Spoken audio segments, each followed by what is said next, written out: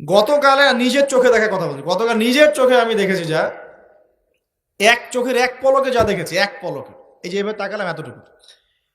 আমরা আসছিলাম ওই যে পূর্বাচল দিয়ে মাহফিলে যাব, আমরা চাঁদপুর যাব, ওদিক দিয়ে বের হয়ে কোন জায়গাতে চলে গেছে আমি মানে বলতে লজ্জা পাচ্ছি, কিন্তু আপনাদেরকে বলি কারণ আপনারা এই শহরেরই বাসিন্দা এবং এই শহরের ভবিষ্যৎ আপনার হাতে, এই ঢাকা সিটির ভবিষ্যৎ আপনাদের হাতে না। আচ্ছা, তো গাড়িতে বসে আমরা সাধারণত কি করি, বই পড়ি বা ফোনে কথা বলি বা পরিবারের খোঁজ খবর নেই।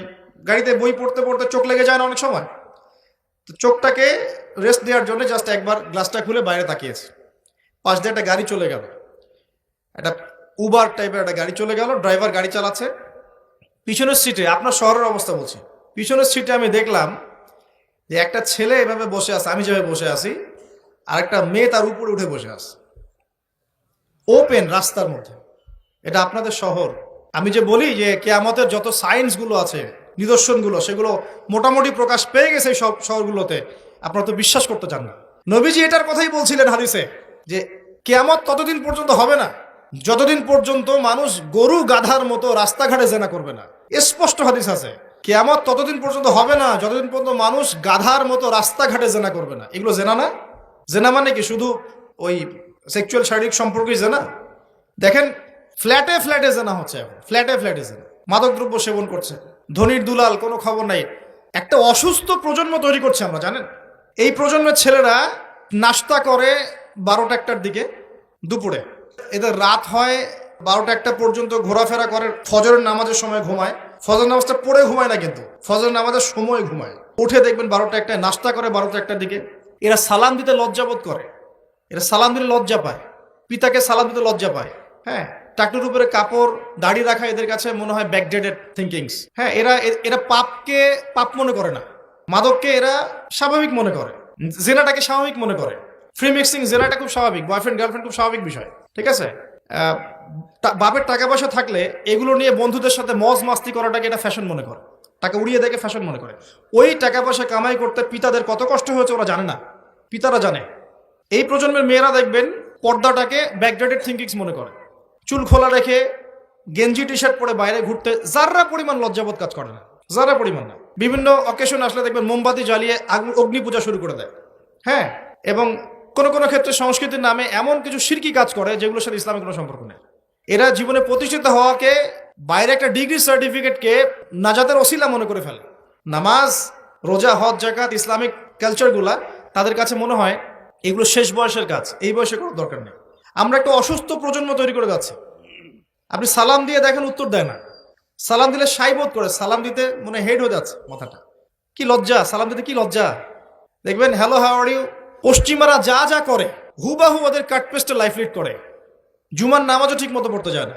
আমরা কি প্রজন্ম তৈরি করছি চিন্তা করে দেখবেন। মাদক, এই যে একটু আগে স্যার বলে গেলেন না, ম্যাক্সিমামই, অল্প কিছু মানুষ বাদ দিয়ে যারা একটু ধর্মকর্ম চর্চা করে, এইসব মানুষ বাদ দিয়ে ম্যাক্সিমামই মাদকের সাথে সম্পৃক্ত। আমি দেখাচ্ছিলাম প্রিয় ভাইয়েরা এবং পর্দার বোনেরা যারা আছেন যে কিয়ামতের সায়েন্সগুলো কিন্তু চলে আসছে।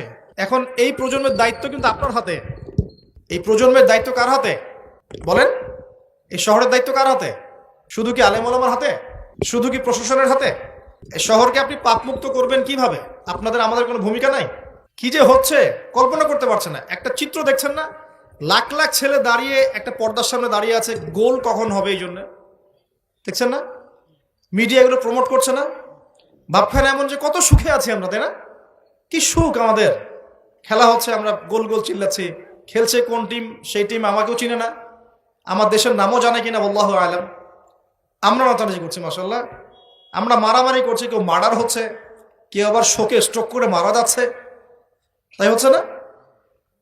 এমন কেন জাতিগতভাবে আমরা এমন কেন হলাম? জাতিগতভাবে আমাদের কোনো ব্যক্তিত্ব নাই, আমাদের কোনো গায়রত নাই। আমাদের তো যুদ্ধের হিস্ট্রি আছে, আমাদের বীরত্বের হিস্ট্রি আছে, আমাদের ভাষা আন্দোলন হিস্ট্রি আছে। দেশের কনসেপ্ট বাদ দিয়ে ইসলামের কনসেপ্টও যদি বলেন, আমরা তো তারেক বিন জিয়াদের উত্তরসূরি, বিন কাসিমের উত্তরসূরি, খালেদ বিন ওয়ালিদ, উমর ইবনুল খাত্তাবের উত্তরসূরি। আমাদের কোনো গায়রত নাই।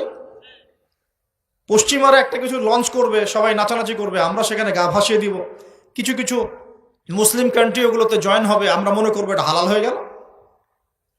অনলাইনে দেখলাম একজন লিখেছেন, আরেকজন বক্তব্য দিচ্ছেন, রাসূলুল্লাহ সাল্লাল্লাহু আলাইহি ওয়াসাল্লামও তো নাকি তার স্ত্রীর সাথে খেলাধুলা করেছেন। রাসূল সাল্লাল্লাহু আলাইহি ওয়াসাল্লাম তার স্ত্রীর সাথে দৌড় প্রতিযোগিতা করেছেন রাতের অন্ধকারে। মসজিদ নববীর মধ্যে ঈদের দিন উৎসব পালন করা হয়েছে নববীর মধ্যেই। এটার সাথে আপনি ফিফার দলিল টানছেন, এটা দিয়ে আপনি ফিফাকে জায়েজ করতেছেন। এখানে তো জুয়া হচ্ছে। একটা মুসলিম কান্ট্রি কাতার যা অ্যারেঞ্জ করেছে, এই অ্যারেঞ্জমেন্টটা অন্য আগের সব অ্যারেঞ্জমেন্ট হচ্ছে বেটার, কারণ সে তার মধ্য দিয়ে ইসলামের প্রচার করার চেষ্টা করেছে, সে তার জায়গা থেকে চেষ্টা করেছে, কিন্তু মন্দের ভালো, এর চেয়ে ভালো কিছু করা সম্ভব ছিল না। এখানে সে যতদূর পর্যন্ত পেরেছে ট্রাই করেছে, এবং সে কিন্তু ছোট রাষ্ট্র হলেও অনেক বড় বড় ওয়ার্ল্ড অ্যাফেয়ার্সের বিষয়ে সে মাথা ঘামায়। আমাদের ঢাকার সমান আয়তন হবে কিনা সন্দেহ আছে, ঢাকা বিভাগের সমান হয়তো আয়তন হবে। সে ওয়ার্ল্ডের বড় বড় জিও পলিটিক্যাল বিষয়ে সে মাথা ঢুকায় এখন। হ্যাঁ, সে তার সর্বোচ্চ চেষ্টা করেছে, কিন্তু এর মধ্য দিয়ে যে সারা বিশ্বে কোটি কোটি যুবক তাদের হায়াত নষ্ট করছে, তাদের যৌবন নষ্ট করছে, তাদের রাতের ঘুম ইবাদত নষ্ট করছে, হ্যাঁ, আপোষে ক্রন্দলে লিপ্ত হচ্ছে, বিধর্মীদের কালচার ফলো করছে, ওদের ফ্ল্যাগ টাঙাচ্ছে।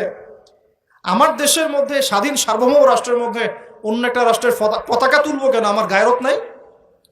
ওরা কি তাদের দেশে আমার পতাকা তোলে কিনা? আমাদের ব্যক্তিত্ব কোথায় চলে গেল? এগুলোকে আমরা টেকনিক্যালি আবার মিডিয়া দিয়ে জায়েজ করার চেষ্টা করছি, যে নবী সাল্লাল্লাহু আলাইহি ওয়াসাল্লাম তো দৌড় প্রতিযোগিতা করেছেন, হ্যাঁ, তারপরে মসজিদ নববীর মধ্যেও তো এইরকম খেলাধুলা হয়েছে। এগুলো ছিল চিত্ত বিনোদনমূলক। যদি আমি একা একা সকালবেলা উঠে ফজরের নামাজের পরে এই মাঠটাকে 10 রাউন্ড দেই, এটা আমার জায়েজ না? না জায়েজ। এই খেলাকে কেন্দ্র করে তো জুয়ার আসর বসাতে পারবেন না আপনি। এটাকে কেন্দ্র করে তো সমকামিতা প্রমোট করতে পারবেন না। এটাকে কেন্দ্র করে আপনি lakh lakh billion billion dollar খরচ করতে পারবেন না তো। অথচ আপনার পাশেই প্রতিবেশী রাষ্ট্র ইয়েমেন না খেয়ে মারা যায়। আমাদের পাশেই মিডল ইস্টের পাশেই প্রতিবেশী রাষ্ট্র সিরিয়া না খেয়ে শিশুরা মারা যাচ্ছে। প্রতিবেশী না খেয়ে থাকে, আমি পেট ভরে খাই, আমি মুমিন নাকি? প্রতিবেশী না খেয়ে থাকে আর আমি পেট ভরে খাই, আমি কি মুমিন নাকি? আর সারা বিশ্ব এই দিকে মানুষকে ফোকাস করে রেখেছে। বিশ্বের একটা অংশ এই দিকে ফোকাস করে রেখে তাদের এজেন্ডাগুলো ঠিকই বাস্তবায়ন করছে না? তো রমজান মাস আসে, দেখবেন রমজান মাস যখনই আসে দেখবেন যে নির্যাতন বেড়ে যায় উম্মার উপর। যে সময়ে উম্মার ইকোনমিক অবস্থা ভালো না, সামরিক অবস্থায় তাদের মুখোপেক্ষী হয়ে থাকতে হচ্ছে, যে সময় আমাদের ভিতরে পলিটিক্যাল বিরোধগুলো দেখা দিচ্ছে, আমরা ইউনাইটেড হতে পারছি না, যে সময় যুব সমাজরা মাদকে আসক্ত হয়ে আছে, পর্নোগ্রাফিতে আসক্ত হয়ে আছে, দিনের ইলম কালাম অর্জন করছে না, নামাজ ঠিক মতো পড়ছে না, কুরআন তেলাওয়াত করা শিখছে না, যে সময়ে ইভেন আলেম ওলামাদের মধ্যে ঐক্য দেখা যাচ্ছে না, যে সময়ের মধ্যে আমরা পরিবারগুলোর ভাঙন দেখতে পাচ্ছি, আমাদের পরবর্তী প্রজন্ম কোন পরিবেশে বড় হবে সেই নিশ্চয়তা দিতে পারি না, যে পরিবেশে একটা 5 বছরের ছোট্ট বাচ্চা আয়াতকে কেটে টুকরা টুকরা করে ফেলা হয়, এখানে আমরা বসে বসে রং তামাশা দেখতেছি টিভির সামনে বসে। এই সমাজটা পরিবর্তনের দায়িত্ব আমাদের কারো ঘাড়েই নাই? শুধু কি পলিটিশিয়ানদের দায়িত্ব? শুধু কি প্রশাসনেরই দায়িত্ব? আমাদের সবাইকে নাকে তেল দিয়ে ঘুমানোর জন্য পৃথিবীতে আসছে? এই যুব সমাজ তো জানেই না, বোঝেই না ওদেরকে কি কারণে এই পৃথিবীতে পাঠানো হয়েছে। সে যে মুসলিম, তার যে দায়িত্ব কর্তব্য আছে, আল্লাহ পাক যে তাকে সৃষ্টি করেছেন তার ইবাদত করার জন্য এবং আল্লাহর জমিনে দিনটার প্রচার প্রসার ঘটানোর জন্য, তার কোনো ফিকির আছে? একটা পর্দার সামনে দাঁড়িয়ে সে আধা ঘন্টা, 1 ঘন্টা, 1.5 ঘন্টা সময় নষ্ট করে ফেললো, তার ফিজিক্যাল কোনো উপকারও কিন্তু নাই। আছে কি অবস্থা? মানে মিডিয়া যে কি প্রমোটটা করতেছে।